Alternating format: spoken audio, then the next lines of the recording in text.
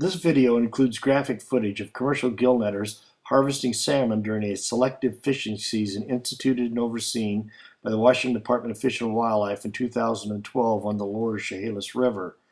While the actions documented may be disturbing to many viewers, fishingthechehalis.net is not implying or alleging that any person shown in this video violated state fishing regulations in any fashion.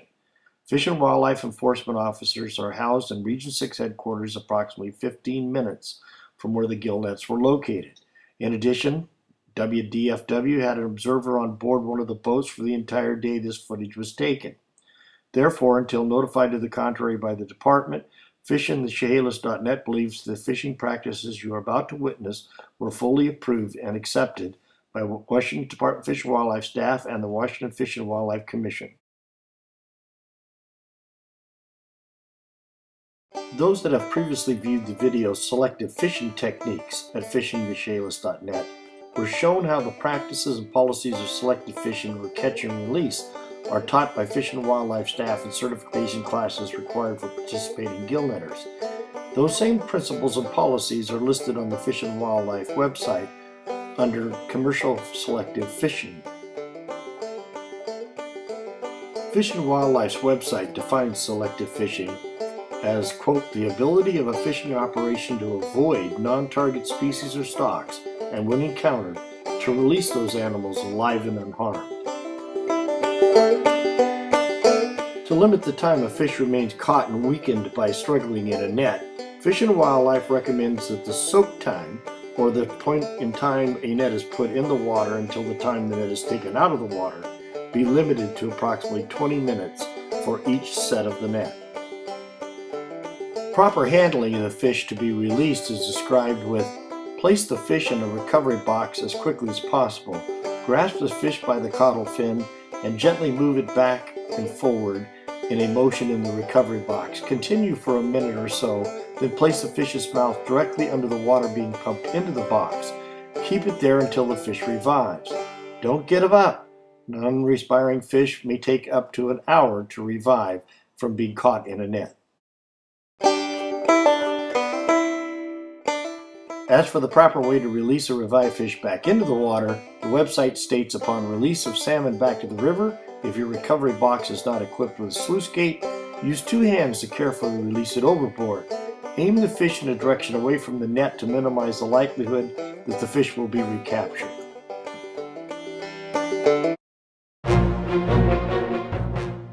Now comes the time to witness for yourself the actual selective fishing program used in the Chehalis during the 2012 season that has been rightfully dubbed the ChehalisFling. The bycatch that were to be released were all the chum species, regardless of whether a hatchery or a wild stock. It was the same for all of the Chinook species. The targeted fish that could be kept was any wild or hatchery coho, or silver as they're known.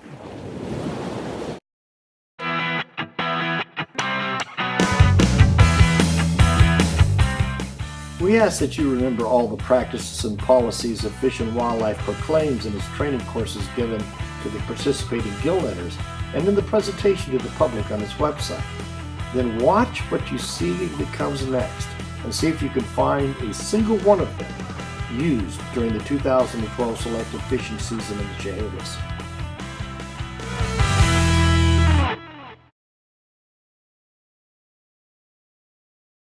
As for avoidance, one can easily see that all the different runs come out of the Pacific into Grays Harbor at somewhere the same time of the year. They are constantly commingled from that point on, and in Area 2D, where the WDFW uses this program for selective gill netting in the bay.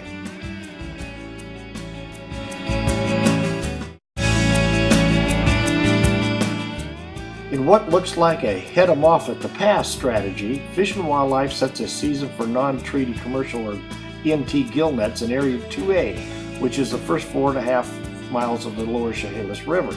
Up to 20 nets at a time are stretched nearly bank to bank, reminding one of high hurdles at a track and field meet.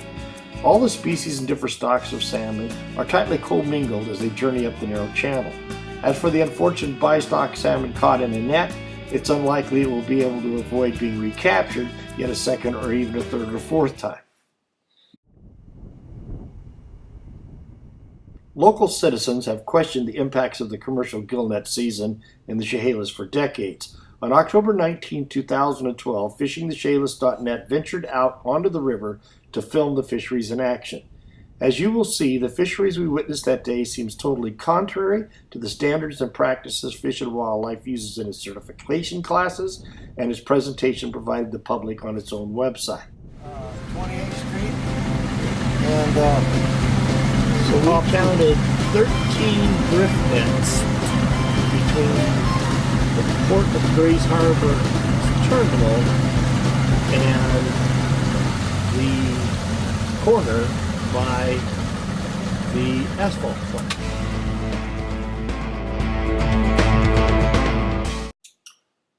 WDFW public presentation state bycatch are to be released in a manner and area that avoids recapture. Exactly which direction does one aim a fish when 13 to 19 nets are jammed on top of each other in a short stretch of a narrow river?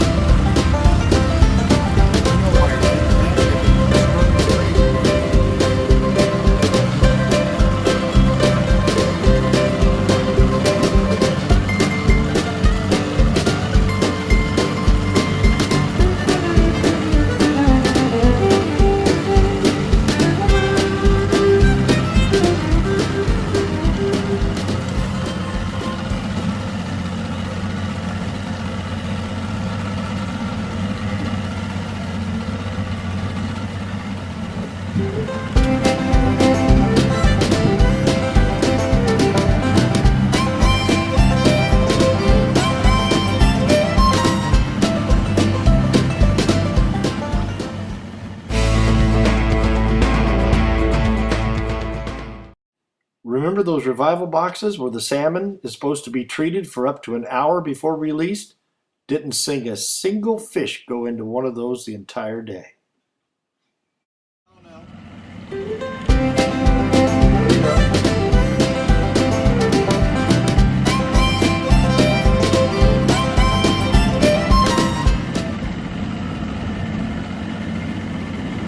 look, 4 out of 4.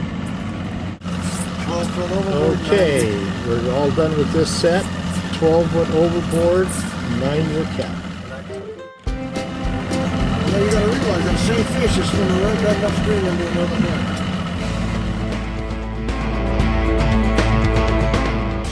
Remember how the revived fish are supposed to be carefully handled while avoiding the gills and gently lowered back into the water? There's another one. See, those are chummies thrown over. They got no idea of the encounter ratio. They got no idea of the encounter. It's the outfit part to keep a record.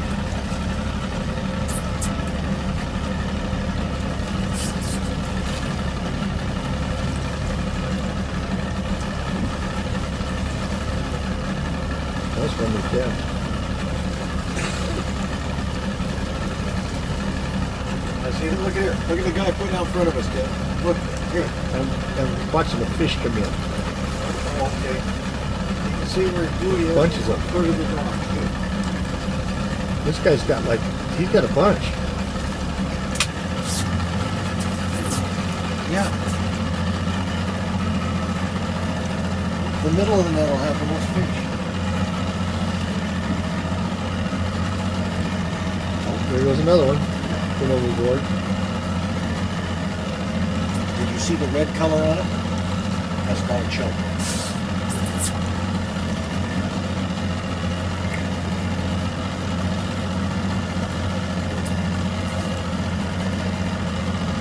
There goes another one. You see the red color on it? Shut up.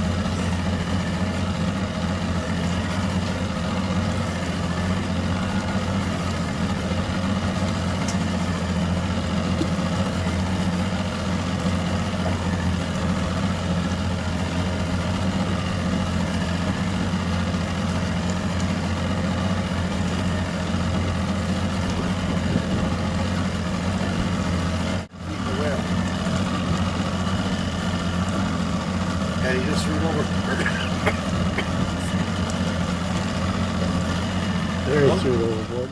Studies conducted by Fish and Wildlife have shown the presence of pinnipeds can reduce survival rates for released bycatch by up to 12%.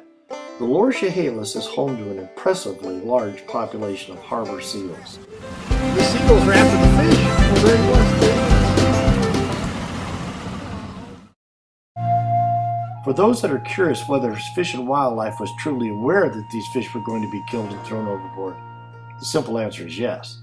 FishingTheChehalis.net acquired the Excel spreadsheet used by Fish and Wildlife to set seasons via public document request, or PDR as it's known. Review of the spreadsheet found when setting the 2012 selective season for NT commercial gill netters, Fish and Wildlife estimated 45% of the catch, or 760 Chinook and 619 chum, for a total of 1,379 adult salmon of struggling species would end up lining the bottom of the lower Chehalis as crab bait.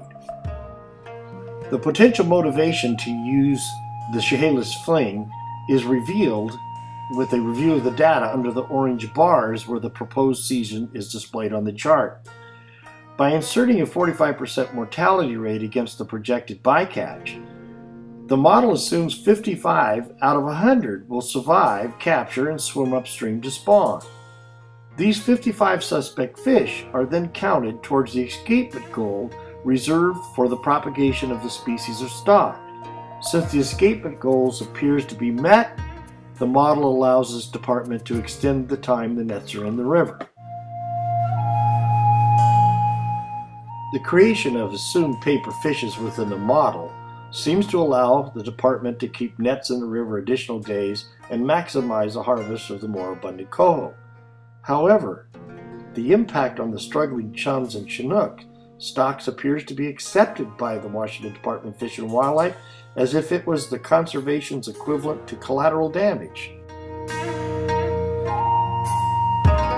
When FishingTheChehalis.net tried to determine the accuracy of the 45% assumed mortality factor, a footnote on the bottom of the spreadsheet stated it was based off a study done in the Columbia.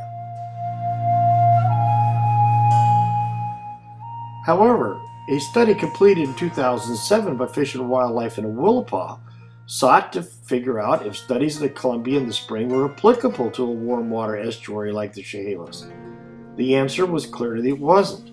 This was also confirmed by Fish and Wildlife staff in a college thesis paper comparing the Columbia with a warm water estuary.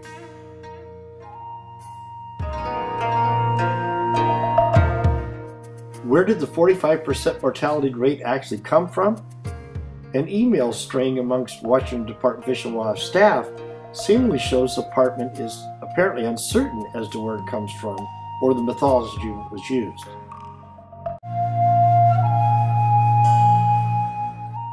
Perhaps more alarming, the Willapa study found that fall salmon returning to a warm water estuary river are typically lethargic and in an elevated stress condition prior to even reaching a net. The study team had to cut back the soak time that the net was in the water from the planned 20 minutes to 9 minutes to reduce the time the fish could struggle once caught in a net. Even with this step, the number of bycatch needing revival exceeded the capacity of the live boxes on the vessel, forcing release before the fish were fully recovered. As a result, the study cautioned against using a selective fishery in the fall in an estuary river, as the needs of the bycatch could not be handled unless holding pens could be constructed to protect the fish until they were ready to be released. While the results of the Willapa study were apparently not used to upgrade the 45% assumption factor, it appears that management within Fish and Wildlife and the Commission were fully aware of the study's findings. The 2012 regulations passed by the Commission expressly requires live boxes be on board, but the fisher is not required to use them for any chum whatsoever, and only those Chinook that the fisher believes in his or her opinion warrants revival. Incredulous as it sounds, the 2012 commercial fishing regulations passed by the Fish and Wildlife Commission required they pass a certification test on their use and have a functioning live box on board, but did not require that they actually use them, leaving the impression that they were aware that the bycatch encounter would overpower with the live boxes and the fish would only survive on paper anyway, the recommended 20-minute soak posted on its website was extended to 45 minutes. Did the ChehalisFling actually allow 55 live fish to go upstream? Or did it simply create 55 paper fish needed for the model to approve the season desired by Fish and Wildlife?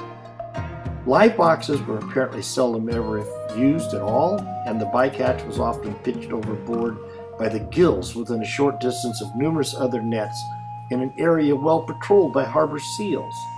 The natural lethargic condition combined with a 45-minute soak explains the often motionless salmon hanging from the net off the back of the boat as they were filmed coming out of the water.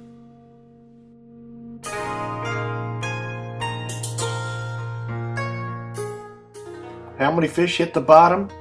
Well, each season Fish and Wildlife places an observer on board a single boat for several days during the season to count the numbers of bycatch in that boat.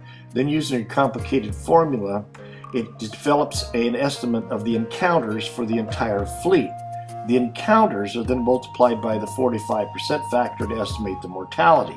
According to the onboard observer spreadsheet created in 2012, Fish and Wildlife estimated 355 Chinook and 1,923 chum hit the bottom.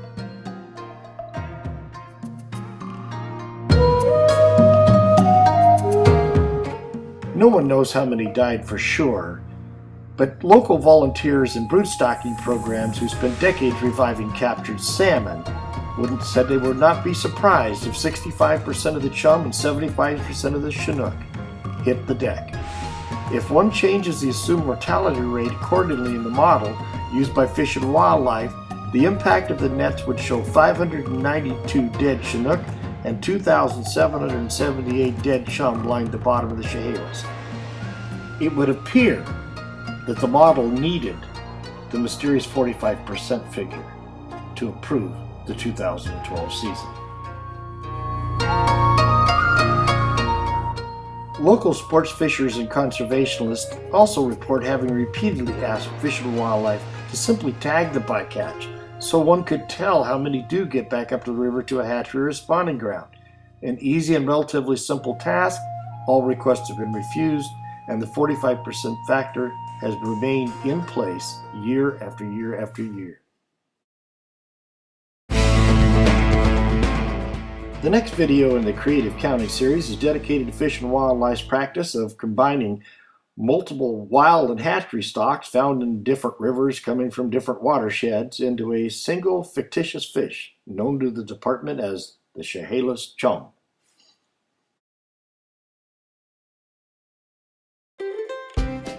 Anyone who's on the river and does see one of those Chinook or chums that supposedly survived the ChehalisFling are asked to immediately file a report with Fish and Wildlife's Region 6 headquarters located in Montesano.